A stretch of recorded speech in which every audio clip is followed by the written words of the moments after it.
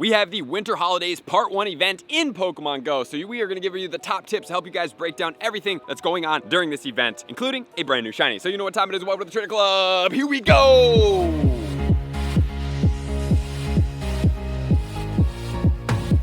Welcome back, everybody. Let me know in the comments below. Are you guys excited about another event in Pokemon Go? Because me personally, honestly, the last event, Mythical Blades, was probably one of my more favorite events. I did not get a Hitman shiny, which I did try a decent amount, probably for about maybe 8 to 9 hours between a 2-day span. We grinded pretty hard, myself and Steven. However, we did not get a shiny, but we did get Galarian Farfetch'd shinies. Both of us, one each from field research, which maybe you guys will see that in the video. So today we're breaking down the top tips for this event, which is going to be the part 1 of the holiday season, which is going down on Thursday at 10 a.m. local time, and that's going to go all the way until Friday, 8 days away, 10 a.m. local time. And there are going to be 2 bonuses going on during this event, which is going to be trainers are going to be able to hold 40 gifts at one time, so it's going to be able to help you guys gift out more without having to go and spin more stops, and then you're going to get 50% more XP from raid battles. So what does that mean? We're going to be able to get a grand total of 15,000 regular XP per raid, tier 5 and mega raid, and then if you do a lucky egg on top of that, that will be 30,000 XP in Pokemon Go. So with that said, let's not waste any more time. Start getting my top tip, starting off with tip number 1.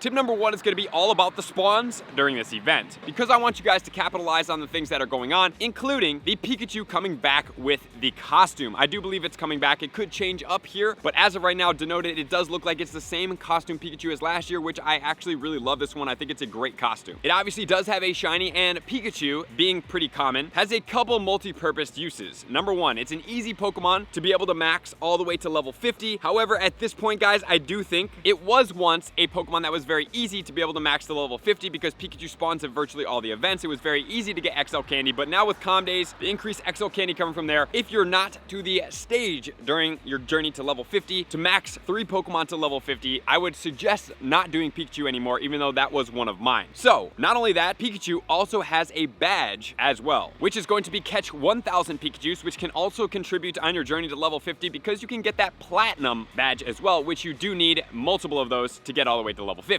So next one, we're going to have Swinub. Swinub does have a shiny. It did have a Calm Day. This Pokemon doesn't need a Calm Day to be its most effective because it's a ground and an ice type attacker. Gets Powder Snow and Avalanche. This Pokemon is good in 2 forms in GBL, but most importantly, as a meta attacker in the Shadow form, it is one of the top ice type attackers in the game, which is very, very impressive. But at the same time, it is a Shadow and it is glassy, so do be cautious of that Pokemon. But you can use Mamoswine as a budget counter for sure. Not the best Pokemon in the ice category, but it is a good and effective budget Pokemon if you're able to trade, get XL Candy, and power it up as a lucky Pokemon for reduced Stardust. And I am going to do the GBL stats all together at one time, so I'm going to go over each of these Pokemon before we get into the specifics, and I will include if they are meta attackers. So next we do have Delibird. Delibird is very cool. It has a great shiny, and this Pokemon is a permanently Stardusted boosted Pokemon in the game, meaning every single time you catch it, you're going to be getting 500 Stardust as opposed to 100. You will be getting all the way to 938 with Weather Boost and a Star Piece on. So highly encourage you guys to catch as many of those. And then next we do have Snorunt. Snorunt is going to go into 2 different types of Pokemon. It can go into a male form, that's going to be Glaile, which will have a new Mega Evolution during this event. And then also we can get it as female, which will go into Frostlass. Frostlass was extremely good in PvP at some point. It has definitely lost its glamour as different Pokemon have come out over the years, but I still really enjoy playing with that Pokemon, albeit it is a little bit glassy, but I still enjoy it. And the next is going to be Spheal. Unfortunately, Spheal is going to be not evolvable with the costume as of my knowledge right now. It was not in the past. However, this Pokemon's costume, if it's the same as it was last year, is extremely cute. I absolutely love the scarf on this Pokemon. Number 2, this Pokemon is extremely effective as its evolution in GBL as well as a meta attacker. But for this Pokemon, since it can't evolve, we can't really give you too many stats on this Pokemon, but I will suggest that you guys, even though we have it in Calm Day, we just had it on Spotlight Hour, it is going to be during this event. We're going to have a lot of XL Candy. Just make sure you have enough XL Candy for this Pokemon. And then we have Snover. Snover, effective in GBL, semi-effective meta attacker, not the best, but this Pokemon is a Mega, right? And the Mega of it is going to be Ice as well as Grass. So this Pokemon combination is a great dual-purpose Pokemon for the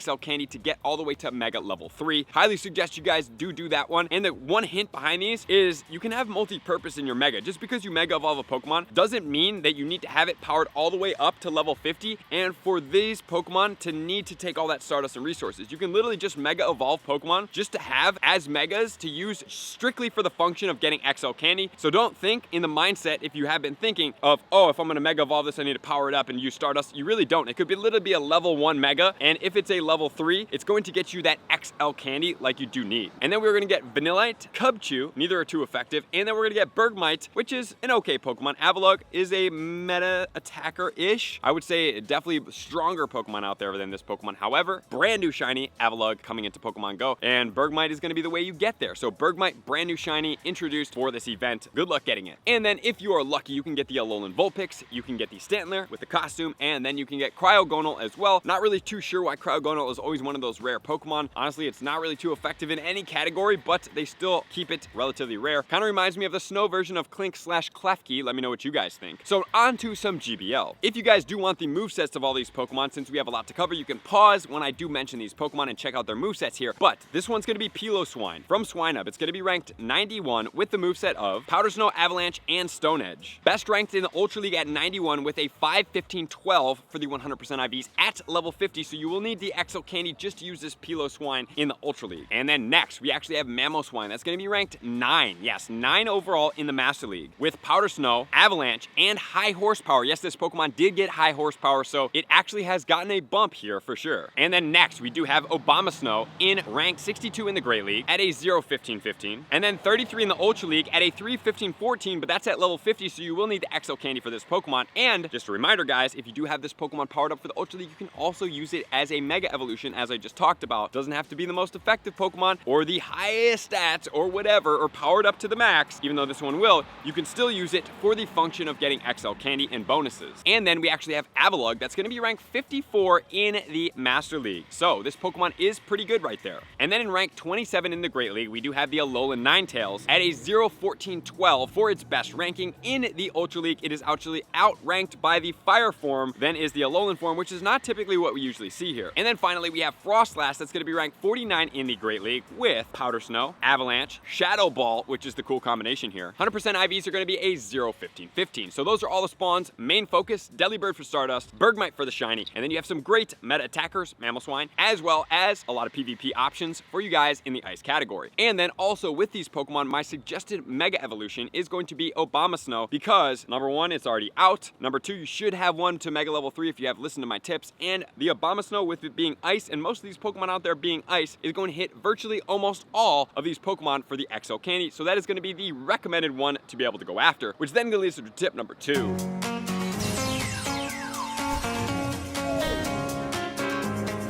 Tip number 2 is going to be about hatching eggs because we have some exclusive 7-kilometer eggs going on during this event. I'm going to rank these eggs about a 2 or 3 out of 5. Reason being, honestly guys, I mean, you know, it's kind of hard for me to justify hatching 7-kilometer eggs when there's nothing in there that's too crazy. I mean, we do have Smoochums in there, so if you guys do want the shiny Smoochum, that would be a great place to be able to get it. However, we also have the Sneasel that does have a shiny, not spawning in the wild, but Sneasel is one of those boosted shiny odds Pokemon, so most of us should have shiny Sneasel by now. However, the Pokemon I do like in here is Amora, and then we also get Bergmite with the shiny and Crab Brawler in there as well. So 2 to 3 out of 5 is going to be my recommendation. Let me know if you guys are on par with that. I mean, there is the Smoochum in there, the Sneasel that's not in the wild, and then we have Amora in there, which is pretty cool. So you're really not getting too bad of hatches unless you hatch a bunch of Sneasels, which could definitely happen. However, I want to remind you guys that this weekend is going to be the 2-day Calm Day recap from this year, and you are going to be able to get half incubator distance. So one strategy could be hatch 12 12-kilometer eggs as soon as the event starts on star pieces, and then switch over to 7-kilometer eggs with gift opening throughout the day, which could definitely prove effective. But then at all costs, if you can, save up more 12-kilometer eggs for the next round that would be most effective. If you do want to see those tips for that event, definitely check it out because it is a big event for the year, especially if you miss any of those calm days. And then as far as the Amora, 779 is going to be the 100% IV at level 20, and the Bergmite is going to be 694. So do hatch as you wish, which then leads to tip number 3.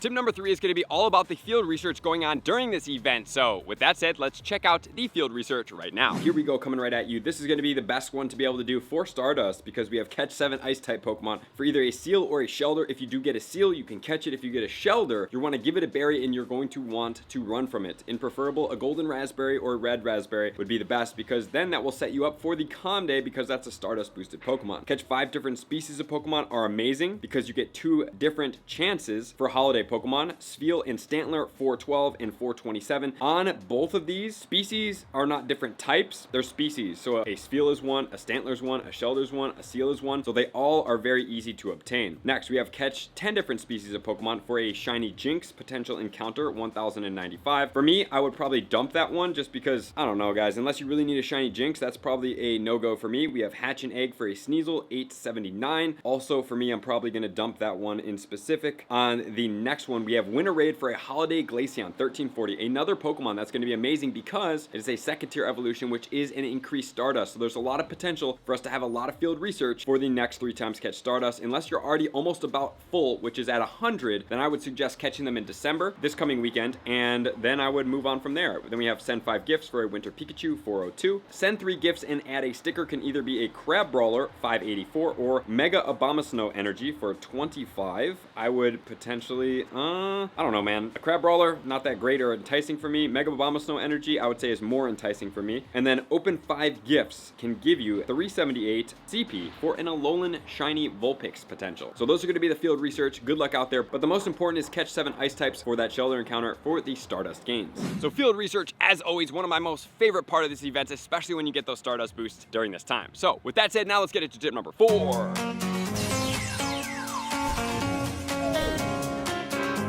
Tip number 4 is going to be all about the raid battle. So in tier 1 raids, we are going to have Pikachu with the costume. Just remember, every costume is a unique entry in your medal. So please make sure to do your unique raids as it does suit you. We have the Alolan Vulpix, which does have a shiny. We have the Spheal that has a shiny. The Galarian Darumaka, which I do not have. And then we also have the Bergmite as well, which has the brand new shiny. In 3-star raids, we do have Cloyster. We also have Lapras. We have Stantler as well as Glaceon, which they do have shinies. The Glaceon costume is absolutely fantastic, but that's not the only place you can get it. Obviously, we can also get it in the field research. And then finally, we have Cobalion, which is going to be in the tier 5 raids, and then we have the Mega Glaile. As far as this Mega Glaile goes, honestly, it's just an ice type attacker. So with that said, you know, the Abomasnow is already looking more advantageous than this Pokemon is. But what should you do with this Glaile in Pokemon Go? We will check that out in the best ice type attacker video that will be coming out very soon, which is then going to lead us to tip number 5.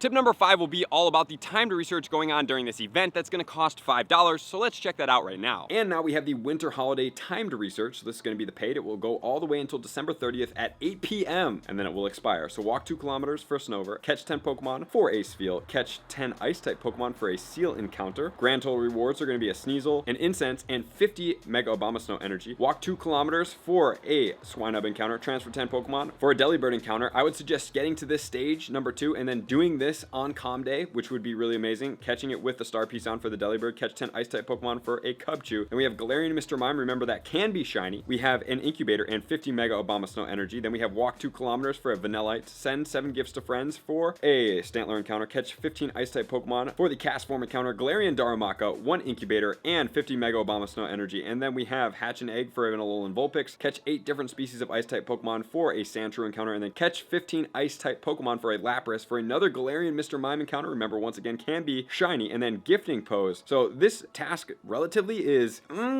okay, but the 2 Galarian Mr. Mime encounters with the potential of them being shinies does kind of make up for that being okay. All right, everybody, so that is the holiday event part 1. Let me know what you guys think in the comments. Good luck out there. Get those shinies, get that Stardust, and have a lot of fun in Pokemon Go. So thank you guys for being here as always. To all of my likers, comments, subscribers, Patreon members, everybody takes their support, subscription, space to X. Love to see you guys out in the next video. Peace. I want to take this time to thank everybody who supports me in every facet. It means the world to me, and an extra special thank you to all my Patreons. I greatly appreciate the extra support to continue to allow me to pursue Pokemon Go full time, allowing me to create my daily video uploads in the most timely fashion for everyone's benefit. Plus, I get the amazing experience of sharing my creative processes behind the scenes and raiding all around the globe with select upper tiers. Thank you everybody for being a part of the Trainer Club. You all mean the absolute world to me, and I will see you guys out on the next video.